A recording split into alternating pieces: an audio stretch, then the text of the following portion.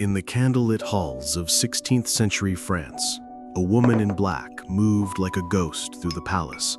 Her dress trailed like smoke, her eyes cold and unreadable.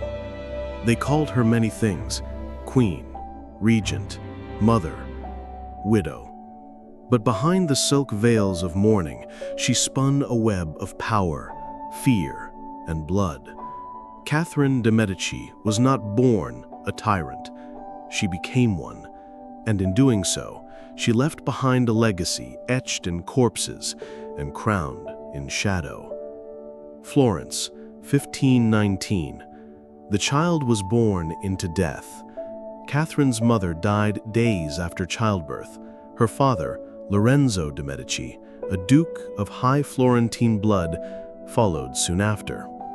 Orphaned, alone, and yet precious, not for her innocence, but her name. She was a Medici, and in Renaissance Europe, that meant one thing: political currency. The Medici family had ruled Florence with gold and poison, with silk gloves and iron fists.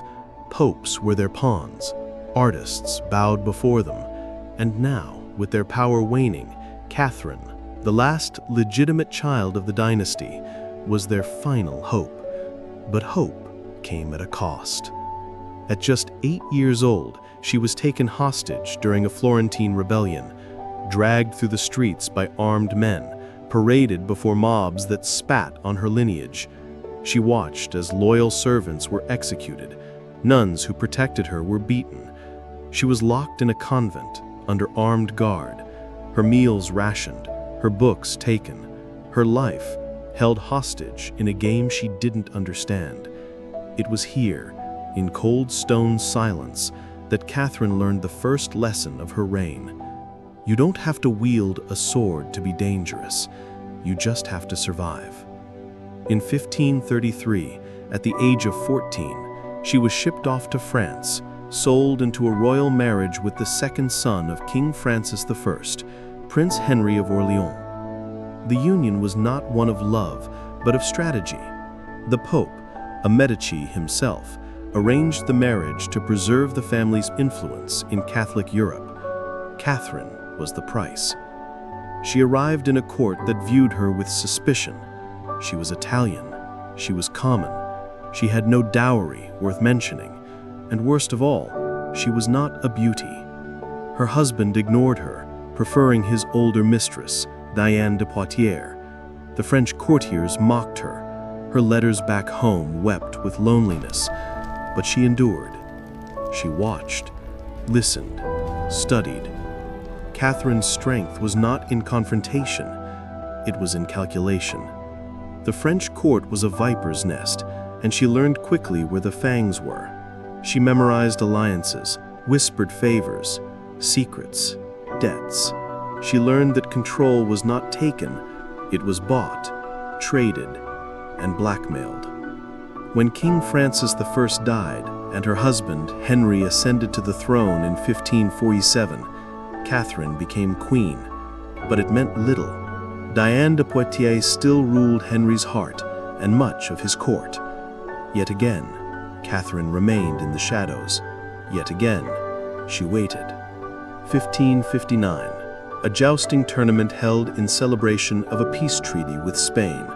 King Henry II wore the colors of his mistress, Diane, not his wife. In the final match, a splintered lance pierced his eye and lodged in his brain. He lingered in agony for 10 days, screaming, convulsing. Catherine never left his side. And when he died, everything changed. She banned Diane from the palace, took control of the crown jewels, ensured her son, Francis I, took the throne. At last, she was not just queen, she was queen mother, and for the first time, power was hers. But Francis I was frail, a boy king in name only, and the wolves circled fast.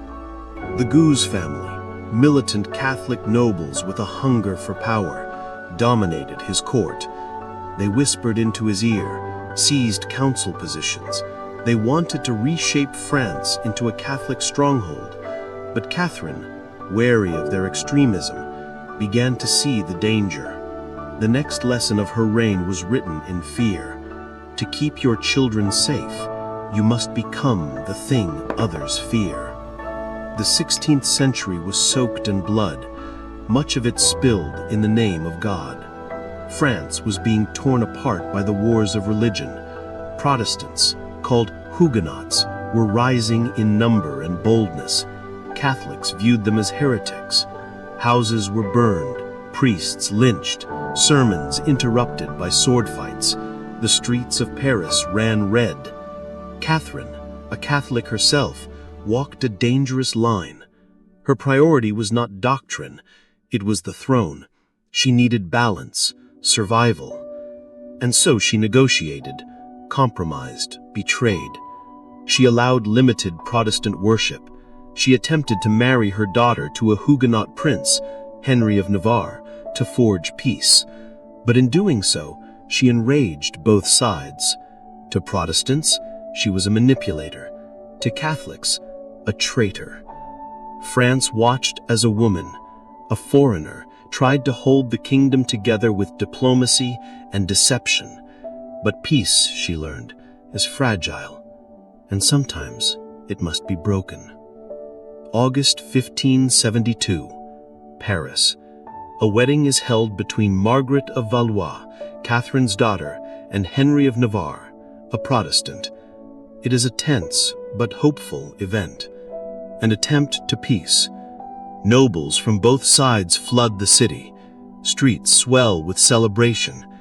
But beneath the surface, a plot boils. Days after the wedding, Admiral Gaspard de Coligny, a leading Protestant noble, is shot by an assassin. He survives, barely. Rumors swirl. Catherine is blamed. The Protestants grow restless. On the night of August 23rd, Catherine gathers her council. The city's on the verge of chaos, and a decision is made. Quote, "If blood must be spilled, let it be a river that carries our enemies away." The next morning, the bells of Saint-Germain-l'Auxerrois toll, and the killing begins. Doors are kicked in, men, women, children dragged from their beds. Protestant nobles are slaughtered in the streets, their bodies flung into the Seine. Windows rain screams. Paris becomes a grave. The St. Bartholomew's Day massacre had begun. Over 3,000 Protestants murdered in Paris alone, thousands more across France in the weeks that followed. And Catherine? She walked the blood-soaked corridors of the Louvre in silence. No remorse, no tears, only control. Some say she orchestrated it all. Others claim she was swept away by forces too powerful to resist. But the truth no longer mattered. Her name was forever linked with murder, her reputation stained in blood. They whispered that she carried poison in her rings, that her court was filled with alchemists, astrologers, and dark arts, that the Queen Mother kept an apothecary who crafted poisons as easily as perfume. In an age of paranoia and death, Catherine de' Medici became the perfect villain. The Flying Squadron, her cadre of beautiful women trained to seduce and spy on rival nobles. Rumors of black masses, secret tortures, ghosts in the palace. Reality blurred into myth, and Catherine embraced it. If they feared her, they would not challenge her. If they whispered she consorted with demons, so be it. She had lost too much to care what the world thought. Her husband, her children, her soul, everything had a cost, and she paid it in full. France had bled for years, and now so had Catherine. Her sons were supposed to inherit a kingdom united, powerful. Instead, they inherited a throne made of ash. After the massacre, Catherine's influence began to wane. Her eldest surviving son, Charles IX, was haunted, not just by illness, but by guilt. His health crumbled. He coughed blood. He heard voices. He muttered about the dead haunting him. When he died at 23, some said it was poison. Others said it was penance. His younger brother, Henry III, took the throne, flamboyant, indecisive, obsessed with ceremony and appearances. Catherine had hoped he would be strong, but Henry was no king of iron. He was a king of mirrors. France's enemies saw weakness, and Catherine saw something worse, inevitability.